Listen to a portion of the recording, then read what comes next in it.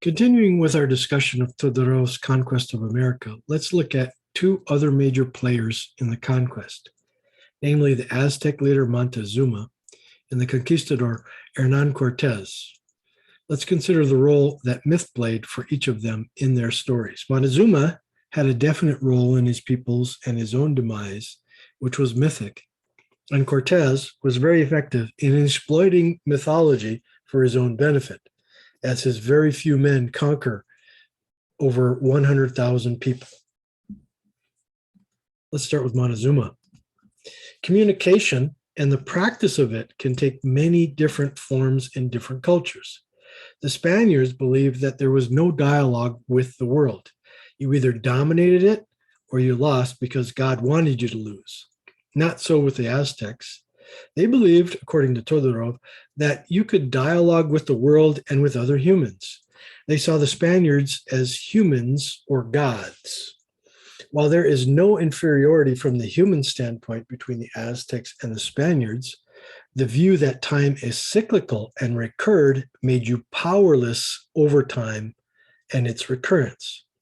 A bad day comes back around next time as a bad day. You cannot change it. If you were born on a bad day, you're a bad person. So when they saw the Spaniards as the return of Quetzalcoatl coming back to reclaim his kingdom, what could they do? The future is the past, and he was coming back.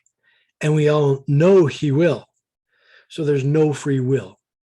Nothing of your own agency allows you to change the inevitable. You can't wrestle a tornado. Quetzalcoatl has returned in the form of Cortes.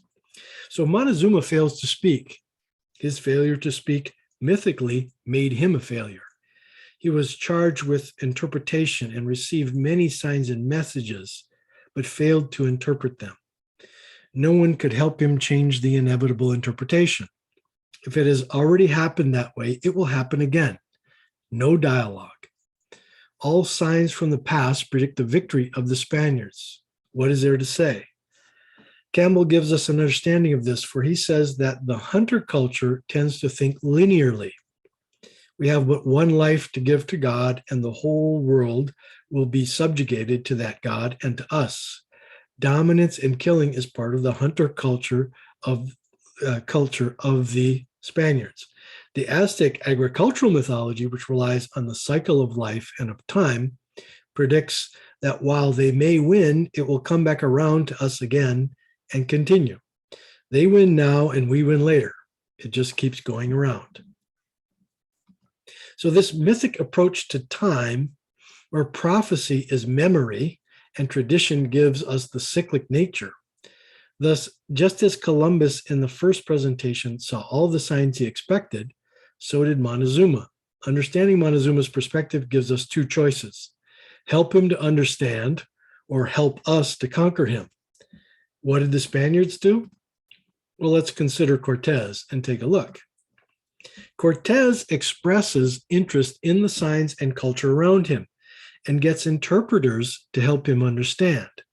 By gathering this information, he reinforces some myths, such as the myth of his inevitable conquest, as true, heightening the signs and creating signs to reinforce the beliefs behind them. He also deceives and creates deceptions, meaning making his enemy believe he's weak where he is strong and strong where he is weak. All this to manipulate the myths for his own dominance and to reinforce that he is indeed Quetzalcoatl, inevitably returning to claim his kingdom. So while one believes, the other reinforces the belief. It was only a matter of time because myth is powerful. Stories and storytelling matters. In the third and final presentation, we'll summarize all the factors behind the conquest of America and summarize myth's role there.